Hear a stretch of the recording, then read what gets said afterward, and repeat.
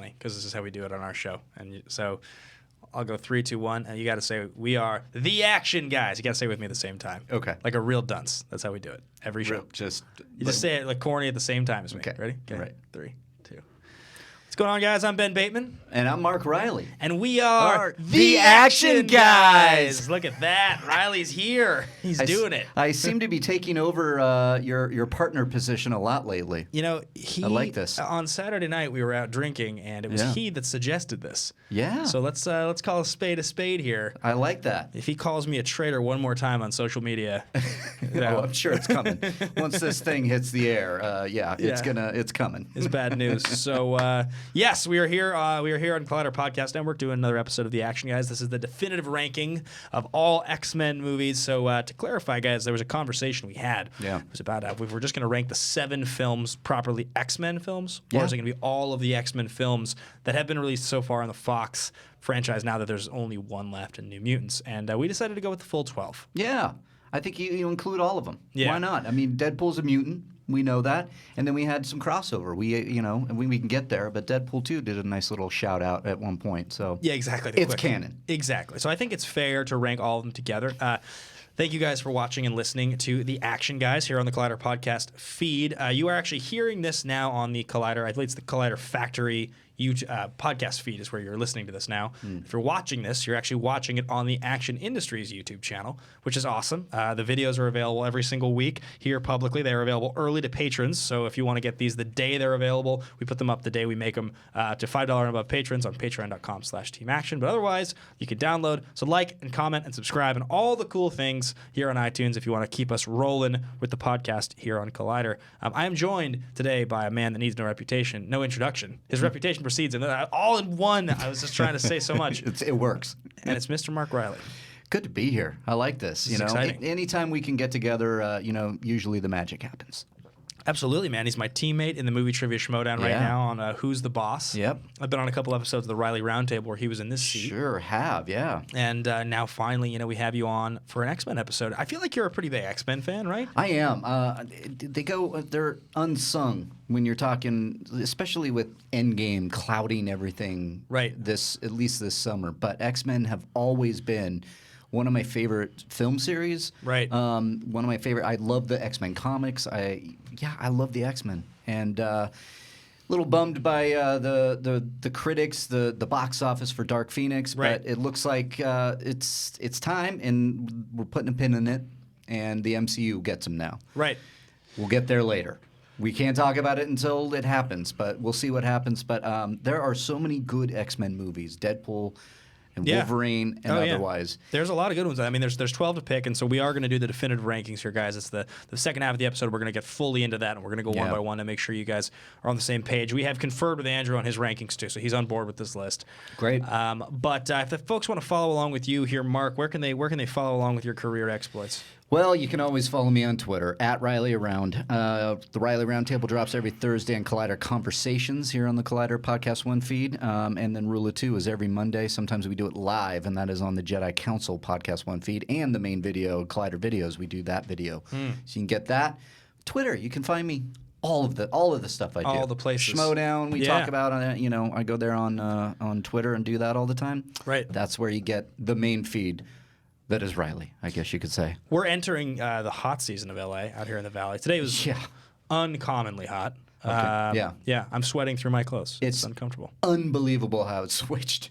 Finally, LA is in summer and it's like 90 degrees out. I got to get like a fan on the way home. My place is a disaster. Oh, is it really? That's hot. Yeah. Oh, boy. It's really bad. We're lucky that we have.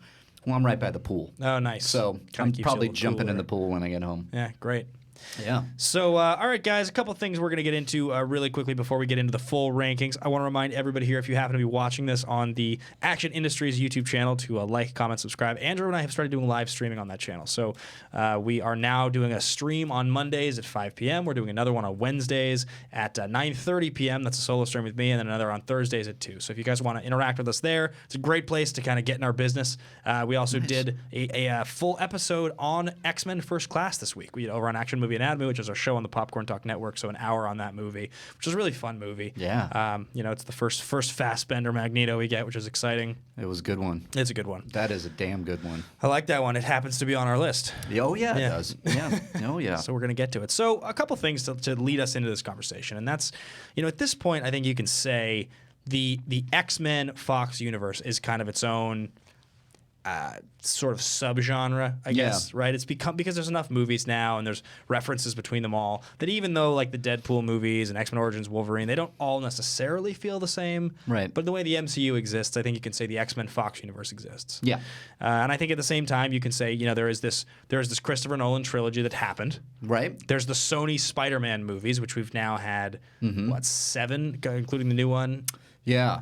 Well, do you consider Spider-Man Homecoming part of the Sony? I know they... It's weird. It's weird because it is part of the MCU. I think so let's just say we don't include Homecoming and Far From Home. Far From Home. We include Spider-Verse along with the other 5. Sure. I think we can count that as its own 6. Yeah. Yeah, I would say that works. And then if you want to go a little like a step, older, you can say the classic Superman and Batman movies, right? So maybe those 7 or 8. There's 4 Superman movies, right? Yeah, there were 4 Superman movies, Returns and as well. then there's Superman Returns, and then there was how many? So we have Batman and Robin was the last one, and that was the 4th. Batman Forever. Yeah, Batman Forever, and that run. Yeah. That I call the Tim Burton kicking it off, and then it went into Joel Schumacher, which I don't know how you'd feel about that, but Schumacher, just on a quick tangent on the movie Trivia Schmodown. I was looking at his filmography the other day because I've watched a couple of his movies recently. yeah.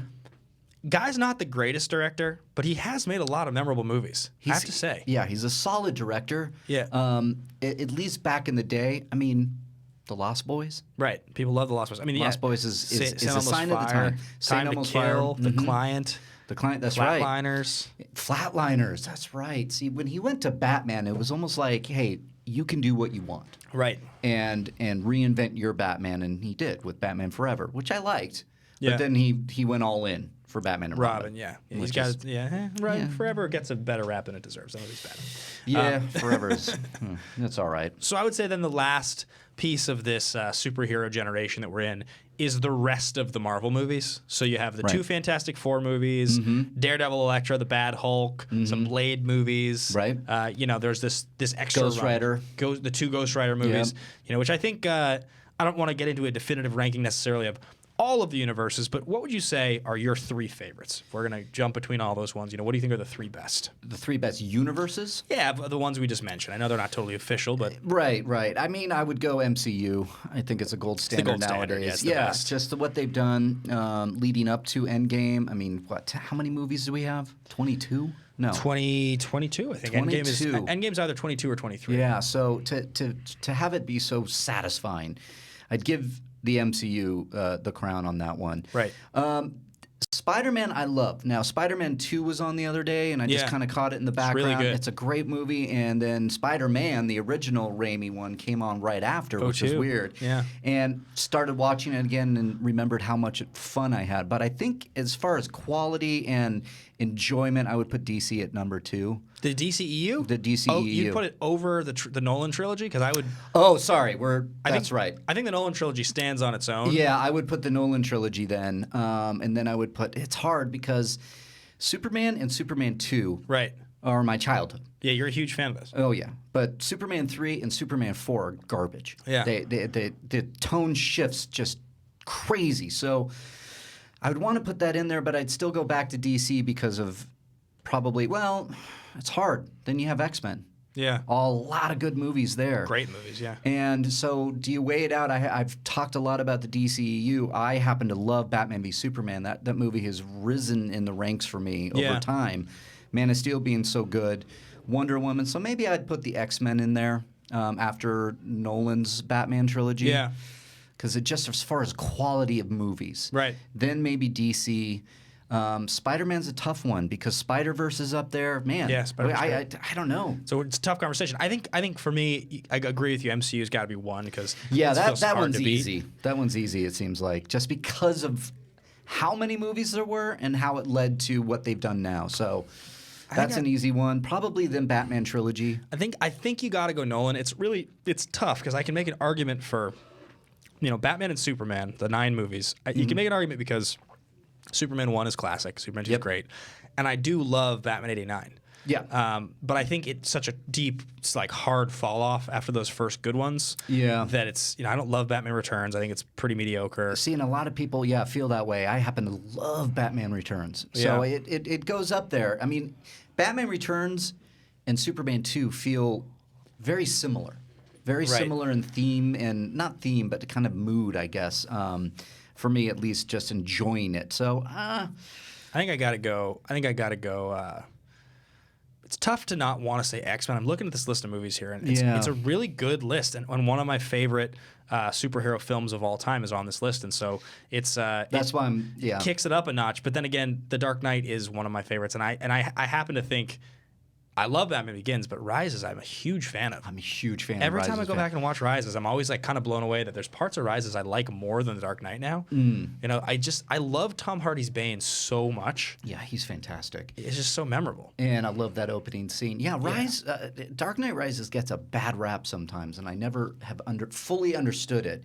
And Batman Begins, a lot of people say they like more than The Dark Knight. I've heard that there's a faction of these Batman Begin fans that have come up, and I'm with them. I love it, but The Dark Knight will always stand out as one of the best. Batman Begins thing is insane. I don't know. That movie's good, but it's. But because how much I love all three. Yeah. It might go number 2. But But just speaking out loud, talking about it, and thinking immediately, Logan jumped in there. Love Logan. Yeah. I got to put X-Men Universe at number 3. Right. Just because of the quality. I mean, because we will talk about it on this show in particular, but Logan, and then there's, X2, there's Days of Future Past. Right. There are a lot of movies in that. Really good ones. Really good ones. Then you get Deadpool in there, so you get a nice little comedy, and you get some crazy action, R-rated action. So that would probably be number 3 for me. Yeah. Because if I could if I can rank these movies, of course, Superman 1979 or 78 will be up there. Is that your favorite superhero movie of all time? Oh, all time, yeah. It just hits me in nostalgia feels, and it still holds up in my opinion. So stay tuned, guys. At the end of the ranking, we are going to be doing, if we have time, a quick little who played it better between the young versions and the old versions. A game we played over on AMA this week.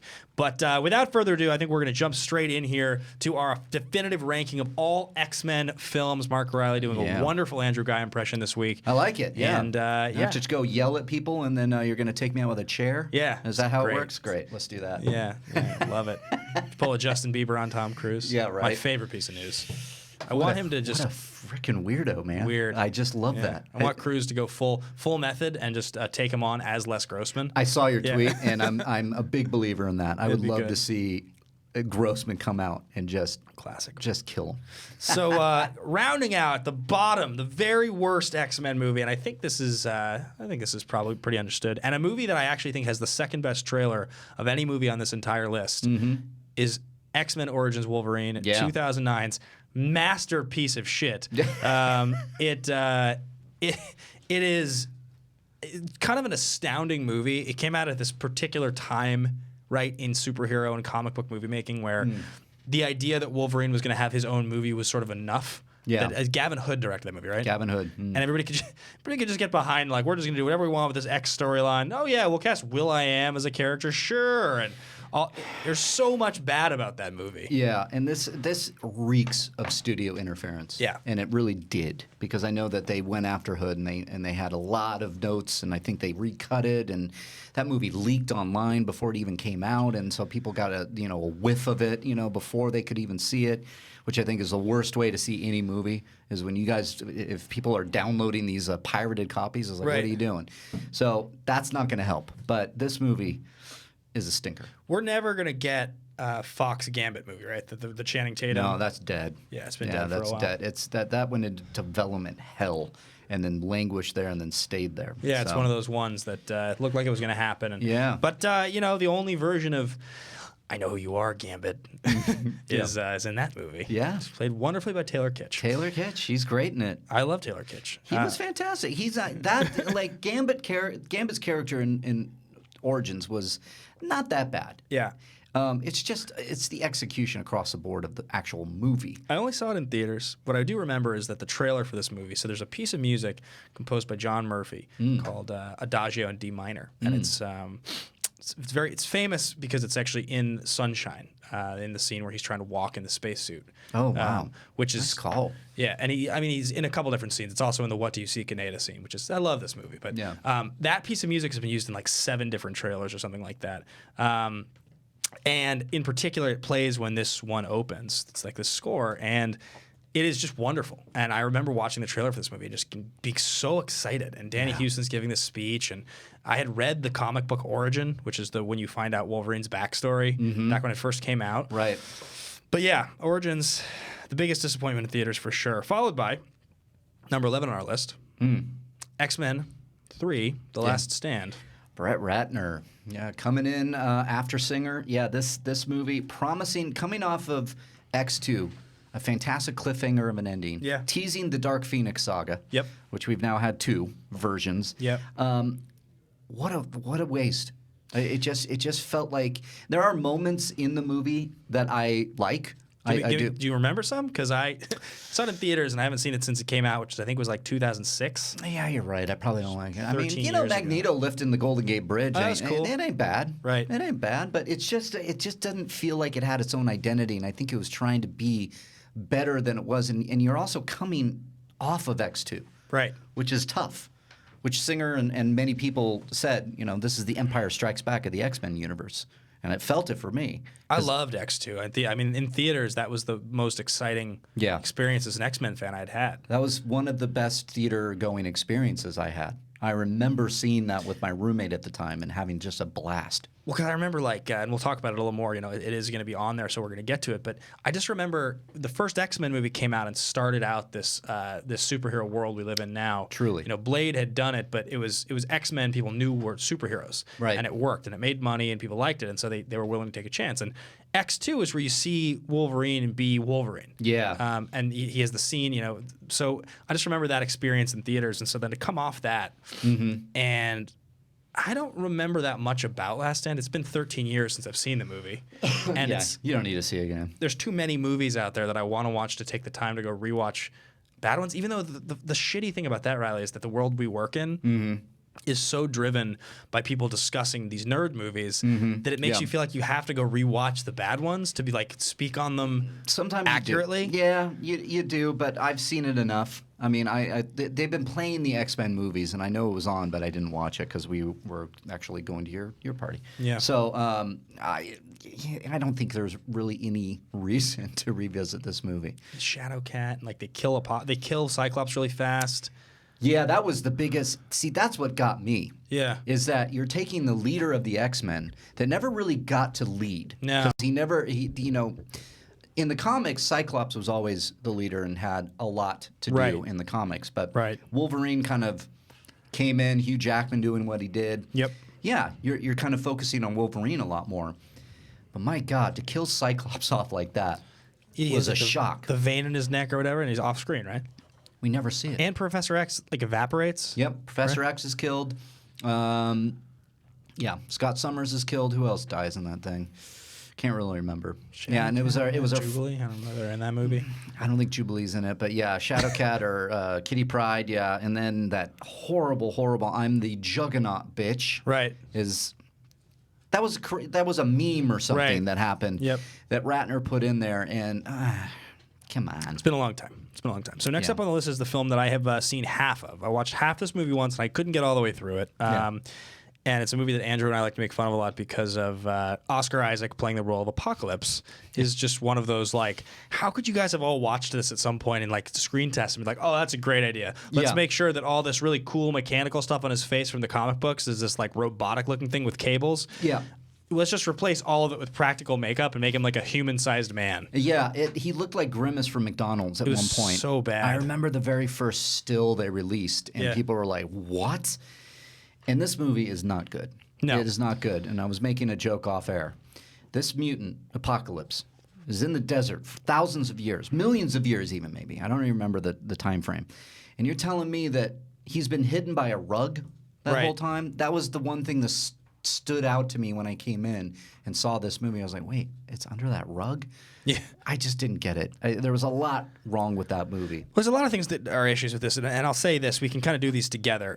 Apocalypse and Dark Phoenix are our numbers 10 and 9. So yes, and we can talk about them together, I think, because First Class is a movie that tries to establish the younger X-Men universe, but it's Apocalypse and Dark Phoenix that have to build on that, and in the same way that you're supposed to care about Scarlet Witch and Vision in Infinity War because of what they do in Age of Ultron. Right. Age of Ultron's a pretty subpar movie, so it really had to be a great representation in Infinity War to work. Yeah. If it hadn't been a great job, then it would have failed because the previous one that sets the characters up sucks. Right. Something similar happens in Dark Phoenix here, where they try to set these characters up in in Apocalypse, and it doesn't work. Yeah. You don't care about any of the young X-Men. Yeah, you really don't, and that's what the hard thing was when I finally saw it. And I didn't think it was as bad as everybody's saying, and the critics and the box office are saying. Right. That's why I have Apocalypse lower, and I'm glad where it fell here. Yeah. But Apocalypse does have a great scene with Magneto at the beginning. Okay, sure. When he loses his family, and that's in the woods, right? Because he's working in the factory, right? Yeah. And that almost saves the movie, but not enough for me. Yeah. And we didn't really have any of that in Dark Phoenix, for me at least. It was just subpar. Yeah. And unfortunately, I think it's because of all the reshoots that they did. I think it's because of the development, and maybe it's the Fox deal coming in. I don't know. Maybe it's like, there's a great article in the Hollywood Reporter today, at least, as of this recording. You can see it now, but it's like, what went wrong? Oh, no, I think it was Deadline. I think it was Deadline. There is a Hollywood Reporter one, too. Got it, maybe got it. there's everybody has everybody's doing the what happened with Dark Phoenix. And at least in the THR article was when they were doing the battle damage, the Monday morning quarterbacking after Apocalypse. They're like, too much explosions, too much scale, too much we wanted to try to do something different. But I don't think they did it with Dark Phoenix. I mean, they're both flawed movies. Apocalypse sucks because it should have been a lot more epic, and there was a lot of things that sold in the trailer. Like one of the big things is Olivia Munn as Mystique was a big selling point in the trailer, and she's just not particularly memorable. She's fine. Yeah, no, what's her name again? Not Mystique. When I say Mystique, yeah, Psylocke. Sorry, that's right. Yeah, and so all the characters from that movie just were kind of whatever. And then Dark Phoenix. The reason I have Dark Phoenix one spot higher here is because for me the first hour of the movie is genuinely compelling, but it does start to just sort of. The last 45 minutes of the movie is just what is this, and how did this even get made? And that's where the reshoots came in, because I hear they reshot the entire ending because it was very similar to what they said was Civil War. Simon Kinberg came out and said it was very similar to Civil War. Interesting. And I found that interesting, and when you're looking at it that way, it's like this is it seems to be another example sometimes of when the studio kind of comes in. I'm looking at you, Origins, Wolverine. Right. When you come in and you're maybe taking it away from the filmmaker, taking it away from the actors, I don't know. Everybody wanted to work with Kinberg. He's been a great producer on the series for many years. I put my blame on Fox with this one. I think they just didn't know what to do with it. Yeah, fair. All right, we move into the top half. Nice. Well, not the top half. The top section of decent movies. At least the better part of these movies. Now, this fifth to last movie, so this is number 8, I guess, for us. Is that right? So 12, 11, 9, 10, or 12, 11, 10, 9, 8, yes. Number 8 is The Wolverine, James Mangold's 2013 film. This is the only movie on this list that I truly have not seen. I've seen I would say 4 or 5 of the best scenes on YouTube. And the reason is because I grew up as a comic book fan. I have about 6,000 comics back in Seattle. Nice. And Wolverine, a lot of the classic Wolverine stories I made sure to read. And so Wolverine, when he goes to Japan is a very famous story. And it's the old Frank Miller Wolverine comics. And so, which I love. Yeah, they're great. And so I watched it to sort of just see how did he do. And Mangold's a very talented director. Yeah. So, look what he gave us after the Wolverine, which we'll get there. I like 310 a lot. I mean, he's done a lot of movies that I really like. I love, Walk the Line, I love. But this movie, I highly recommend the R-rated cut. Interesting. I love it. And even, again, the Wolverine was on TV that I caught most of that movie, and I truly enjoy the Wolverine. I think it's a decent movie. I definitely think that everything above it that we're going to get to is rightly so. Better. But I really enjoy it. I love him going to Japan. I love the fact that, and again, the R-rated cut, when he goes and starts fighting these ninjas over, as we get towards the end of the movie, there's a lot of blood, there's a lot of guts. I love the bullet train scene when he's fighting those guys. I like some of the action. I love the opening of him wandering around worrying about Jean. You know, he almost has PTSD from the events of The Last Stand, killing Jean Oh, Grey. so this movie directly relates to it. Oh yeah. Yeah, Oh, Famke Janssen is in this movie quite a bit. Oh, interesting. She reappears in his mind, and he's kind of going crazy. But I love the scene that he wakes up. He's in the forest. He had a bad dream about Jean Grey, and he's walking around. He takes a piss on a tree, and a bear walks over and takes a piss, and he uses his claws to mark it so that he knows where he is. But it was very dark. It was very sad, and I really enjoyed that aspect of it.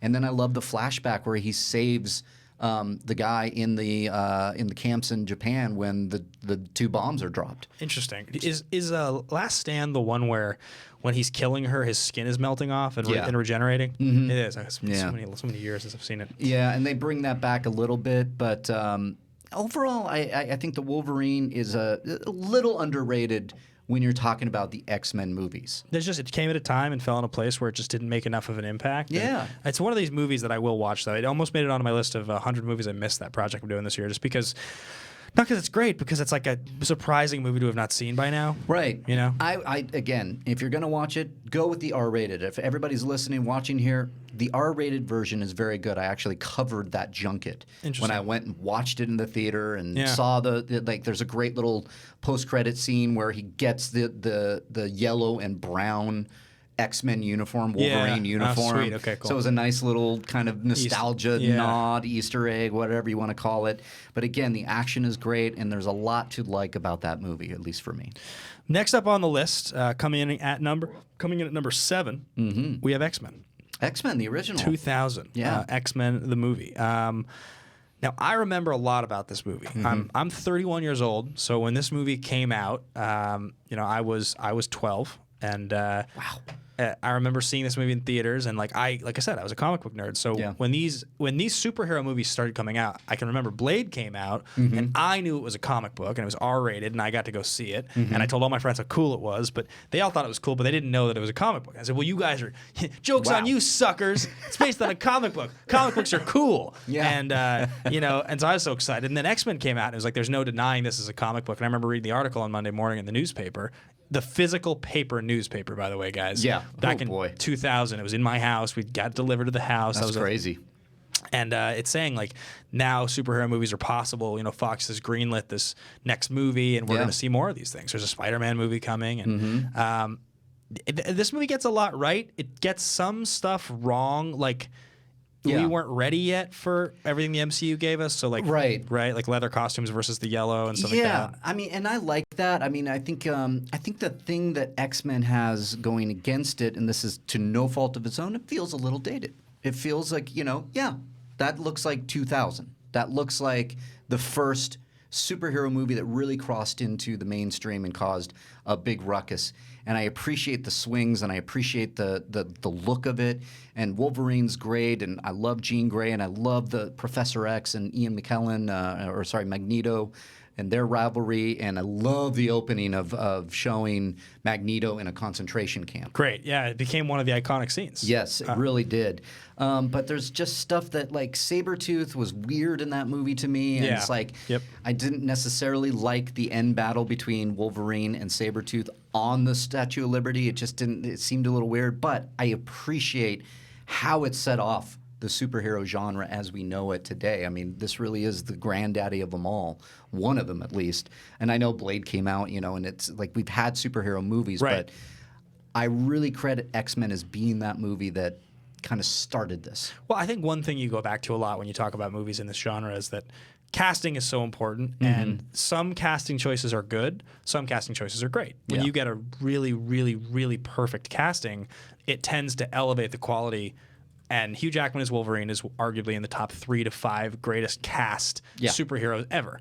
And it's arguable that Patrick Stewart and Ian McKellen as Magneto and Professor X are both in the top 5 or top 10. Oh, easy. I mean, it's crazy because, like, you start to talk about MCU casting and that list gets crowded real fast. Yeah, it does. Christopher Reeve. I mean, there's Gal Gadot. Like, there's just so many. But, like, I will say that I believe each of those three, all three deserve Hall of Fame status. Yeah, So to show up they in do. this first movie, it did a lot of favors. Where on the flip side, some of the casting choices like Anna Paquin, not as strong. Yeah. But fine. Jimmy Marston, as one of our friends refers to him as. Yeah. He's you know exactly what I'm talking about. Yeah, exactly. There's great casting in there for sure. Marston, he's all right. great. Again, I think he's underutilized in that film. Yeah. Because I'm always looking to the X-Men universe and the comics in particular, wanting to see that leadership, which it was. There was a great rivalry between Wolverine and Cyclops that was building there because he wakes up, Wolverine wakes up and is like, oh, hi there, Jean Grey. Right. And that starts it off. But again, some of the opening scene I loved. I loved the introduction of Logan, Yeah. In a Canadian bar. It's awesome. That's fantastic. There's a lot to like about this movie. Yeah, but it hurts every time. There's some dumb shit in there too. Yeah, well, you know what happens when a toad is hit by lightning? Same thing that happens to everything. What kind of line was that? Yeah. Kind of bad. Kind of bad, yeah. All right, moving into the actual top half, guys. We have coming in at number 6, and this is I would say that the first X-Men almost makes it into the cream of the crop conversation. Yeah, but it it really almost feels did. like this next 6 is the cream of the crop. Yeah, I would agree. So coming in at number 6 is Deadpool 2. Controversial. There's part of me that likes Deadpool 2 more than Deadpool 1. Yeah, I haven't revisited Deadpool 2 in a very long time since I saw it, and I saw it twice in the theaters. Once at a press and once again opening night. Loved every minute of it. Hilarious. It's a great follow-up.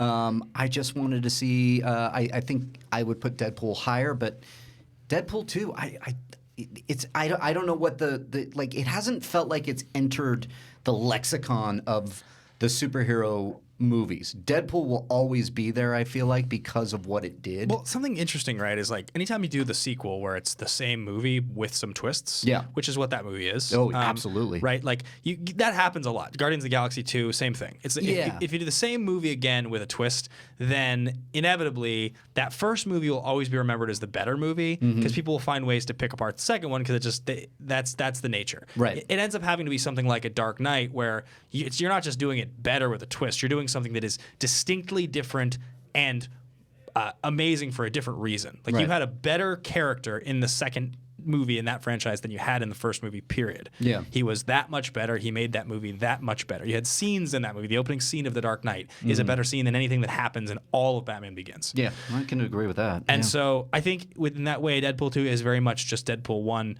again with some twists, which is why it will always feel a little less special, but it's still great. It's still hilarious. Yeah, I tend to agree with everything you said. I think because when I think about Deadpool 2, I think about that major twist that you're probably referring to. Yeah.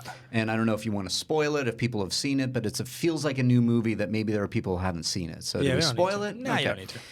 But knowing that twist and then talking about Deadpool, yeah, they feel very similar. They just feel like, maybe even one movie. So Deadpool did it, I think, first. Yeah. It really kind of launched the character finally and just had that pitch perfect feeling to it when you see it. Deadpool 2, though, I mean, it's like, when I'm complaining about eating chips in bed, what's that old saying? It's still a great movie. Right. I feel like it's tough to divide it, but it's going to be divided from the number 4 slot by one movie, and that is going to be X-Men First Class. There it is. So, this movie is, for a lot of people, really high. So a lot of people have this number 1. Number 1, yeah.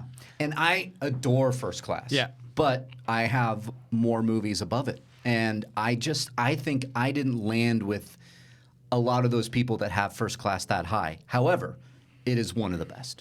It is definitely one of the best. You guys can get a full review of that one over on Action Movie Anatomy on the Popcorn Talk Network. I like First Class a lot. There's this quality that Matthew Vaughn has to his filmmaking that I think, especially in his sort of superhero movies, where it's almost MCU-ish in its sort of like slick, campy, a little bit lighthearted way. It doesn't have quite the grit of some other movies that are on here. Yeah. And it doesn't quite have the grit of, like, say, the Nolan trilogy or other superhero movies that in some ways I actually think would have been okay because it gets close to it. First Class has parts that are pretty dark. Yeah.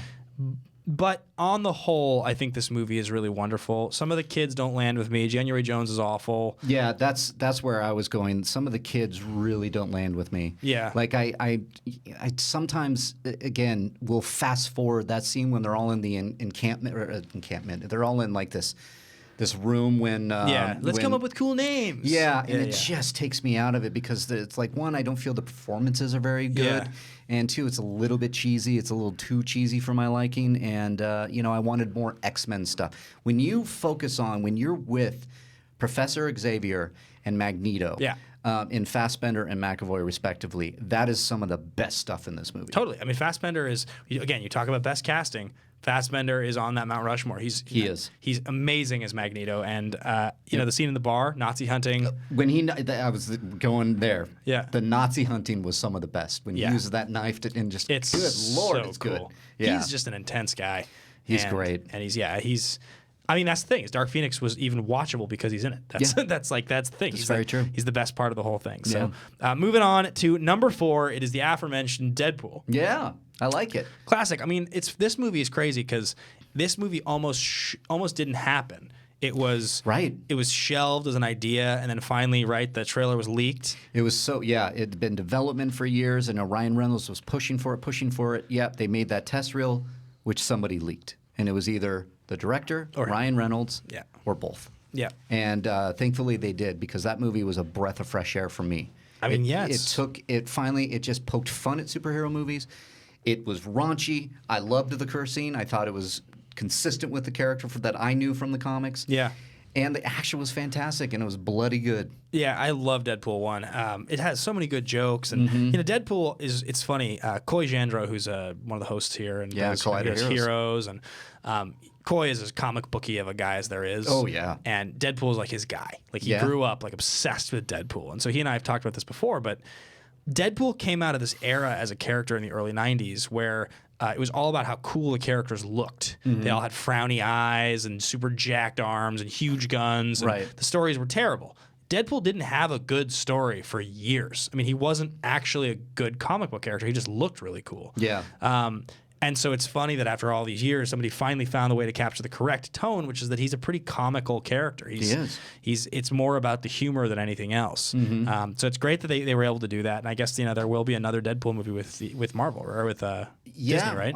I feel like if it ain't broke, don't fix it. So from all the reports coming out there is that Deadpool will continue under the Disney banner, and they're going to do it their way, and it's going to be a sequel. I wonder if they will lead to X-Force, as we've heard. They put that in development, but for now, let's hope for a Deadpool 3 that's as enjoyable as at least Deadpool, but at least Deadpool 2. Or see if Josh Brolin in his 50s can get yoked like that again. Oh my God. He was jacked. He was jacked. He was awesome. Before we get to our top 3 here, I'm going to share a couple of the top 3s. Here's some generals in the Action Army I got on the generals chat every single week. Drew and I will get on for a brief 10-minute private call only with the generals in the Army. And you guys will share your thoughts about the episode. We tend to share some of those thoughts. So this week I got Paul Denuzio, Albert, whose name I can't. He's a Shimodan reactor. Nice. Word of Wahadarama. It's not in front of me. I should know your name because you're a general. I salute you. Jonathan Peck and William Belford. Your top 3s, respectively. Paul's, you've got number 3, First Class. Number 2, Days of Future Past. Number 1, Logan. Albert, Deadpool is your number 3. Then Days of Future Past. Then Logan. Jonathan Peck, we got Deadpool at 3, First Class at 2, Logan at 1. And Belford's got X2, Logan, then Deadpool. So a lot of the same top ones here. Yeah, I'm seeing a lot of consistent titles in our list, and which we'll get to. Yeah, that's so we're going to get into our top 3 here. And this is close. Our 2 and our 3 were really close. We had to have kind of a long conversation before the thing started, but we ended up going Days of Future Past at 3. Right.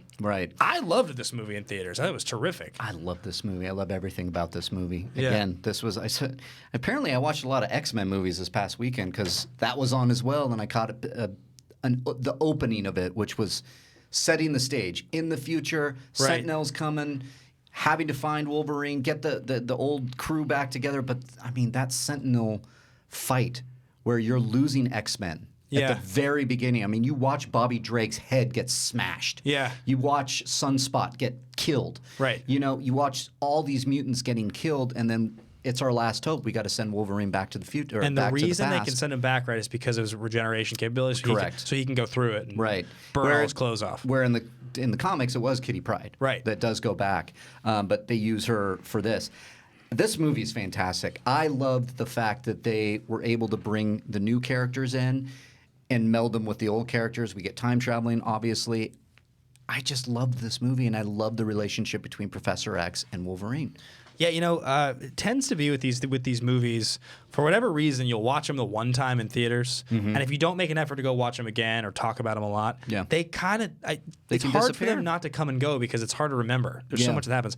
I saw this in 2014 in theaters. I loved it. I thought it was really great, and I loved everything they did. I haven't seen it since. It makes me feel like I need to go watch it again. Oh, you got to watch it again. Yeah, this is a movie I bought. On I reserve the Blu-ray, and it's Blu-ray. I never go digital. It's always Blu-ray. If I love a movie enough, I go, that's going on the shelf. And when I walked out of Days of Future Past, I'm like, that's going on the shelf. You like to have it. I need it. I love I love the time travel. I love the future stuff. There's a moment there where Professor X, the young and the old, meet because of the crazy mind tricks and whatnot. It's beautiful. Yeah. And the score by John Ottman coming back after X2. He hadn't been back since X2. Right. Comes in there and has that X-Men theme that I love that he created for the original X2, actually. He didn't get to do it in X-Men. So I love the score. There's so much to love about this movie. He nails it. Yeah. Yeah, I got to go watch it again soon. Coming in number 2 after Days of Future Past, the original great X-Men film. This is X2. X2, X-Men United. X-Men United. I always will remember, the scenes. I'll always remember Bobby Drake colding his beer, frosting his beer for him in the kitchen. Right. They get attacked and Colossus is saving the kids. And you see Logan go through the fridge. Oh, God. You were talking about, we were mentioning this in the first time that we saw Wolverine be Wolverine. Yeah. And that was in the kitchen when when Stryker's people are attacking. Yeah. And he pulls the claws out and he guts this guy against and just screams berserker mode. Yeah. I remember again, I saw it with my roommate, and my roommate was screaming and looks at me and goes, "That's the Wolverine I wanted." Yeah, right. And that was the moment for me. But the opening of this movie Nightcrawler, right? is one of the best opening superhero moments in all of film. I adore this. Yeah. Just the effects, the music, the shots. The implications for what it means when Nightcrawler almost kills the president to start a mutant-human war. That's what I love. And then even some of my favorite moments are at the hands of Nightcrawler. When Jean Grey, or not Jean, but Rogue flies out of the ship after it's hit. Right. And he grabs her, teleports back, is one of those moments in theaters where I screamed out of pure joy. I love it. There's a lot of characters in these movies that are too powerful in some ways, and in some ways Nightcrawler's too powerful. You get a similar thing that happens in First Class with the Azazel character. Azazel, yeah. The teleporting thing it's hard because it's like, what are you supposed to do? Right. You can't stop this guy. Yeah. And that's why I think X2 does it so well, because they've been able to stop him. Jean Grey uses her mind, so he can't teleport to go get her, at the very end of the movie.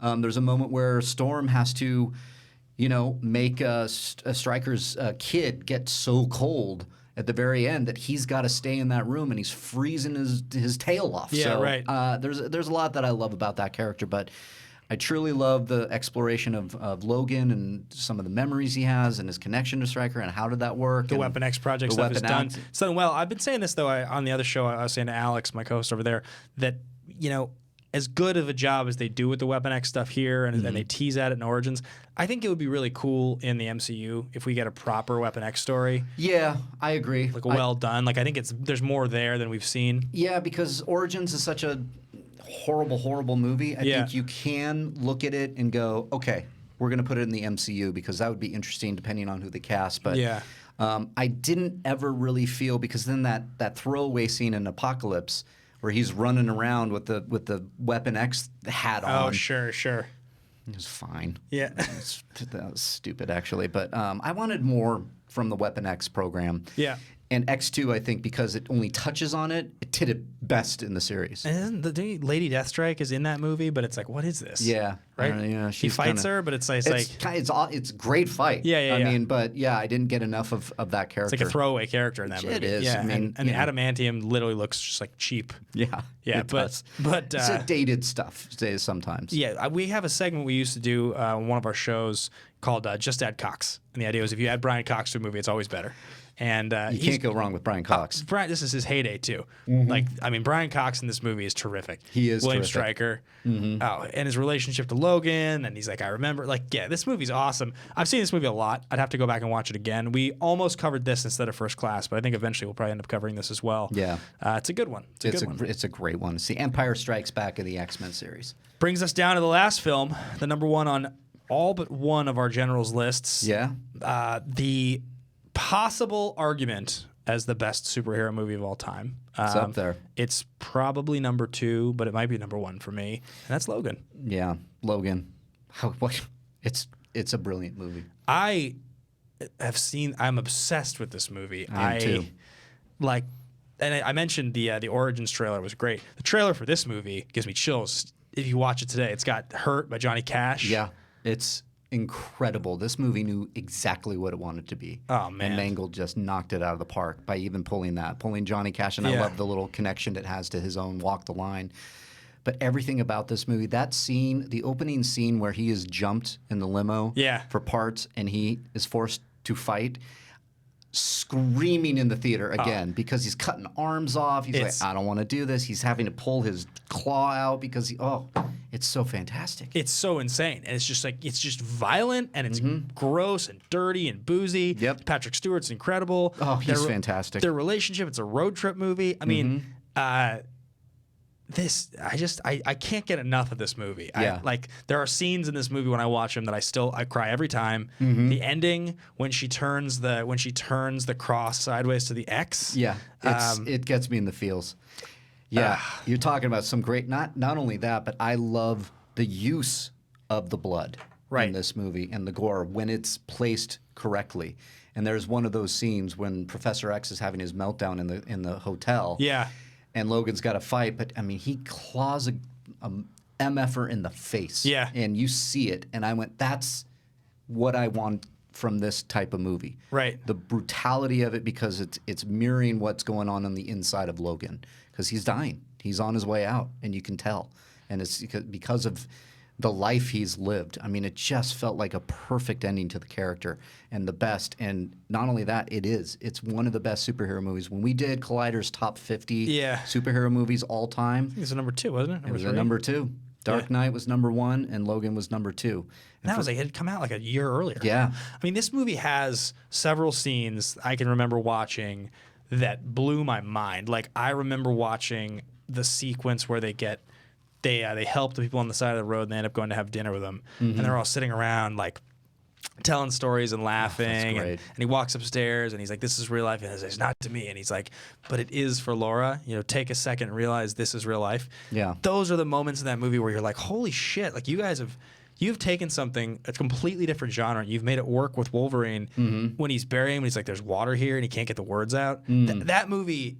It's so good. Yeah.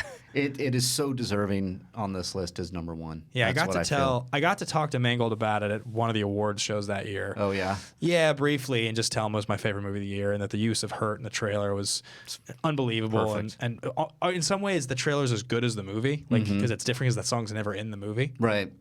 But he was awesome. And that was the night that he did that crazy rant on stage about post-credit scenes. Oh, that's right. That's so great. That was great. But anyway, I love Logan. I could watch it. Apparently, there's a black and white cut that he did. Yeah, I haven't seen that. Me neither. It'd be fun to watch. I think does it come with the Blu-ray? Because I bought that thing the day it came out. Yeah. And have revisited a number of times. Now, just talking about it, I want to see it again. Me too. I try every time we're just sitting at home watching a movie. And I suggest to my fiance, I always say, "How about Logan?" She's like, "No, I don't want to watch Logan again." I'm like, "I can watch that movie over and over again. It's great. It's violent. It's gory. It's dirty." Yeah. All right, guys, that's going to wrap up our top 12 here. The best X-Men films. I'm going to ask Riley here a few of his a shot out of a cannon casting. Mystique, Rebecca Romaine Stamos versus J-Law. Who does it better? Well, J-Law did it better in First Class, and then she started phoning it in Apocalypse, so I would give it to Rebecca Romaine. Yeah. Because I love her in X2. I love that scene where she goes in. We didn't even talk about that in X2. She kicks everyone's ass? She kicks everybody's ass, but when she goes in and seduces the guy, gets the the metal in his blood so that Magneto can to escape later. Right. I think she's fantastic. So, there was something about her, too, that I thought fit the character at the time, that she was a little bit more silent. She was a little deadlier. I forgot about that. The iron. Yeah. You feel that? There's iron in his blood? Yeah. It's so cool. He's like, oh, there's some iron in your blood. And he's, Yeah. oh! So I'd give it to her because towards the end there, J-Law, as much as I love you, I love all your movies, but it's First Class and Days of Future Past. She's fantastic. Yeah. But I don't know. I think maybe because of X2, I'd give it to Rebecca Romaine.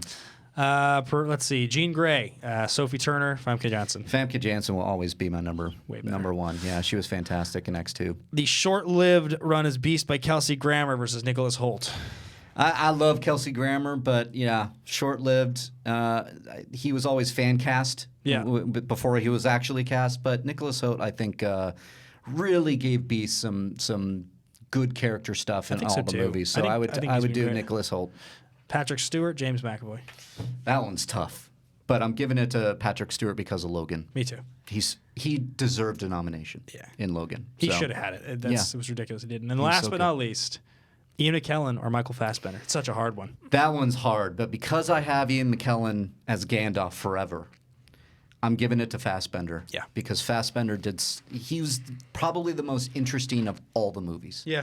He is so good, just what he's doing. First Class, we mentioned him hunting Nazis. I love that, but I love his arc in First Class. He's like so tormented. He is so tormented. In Days of Future Past, he's great again.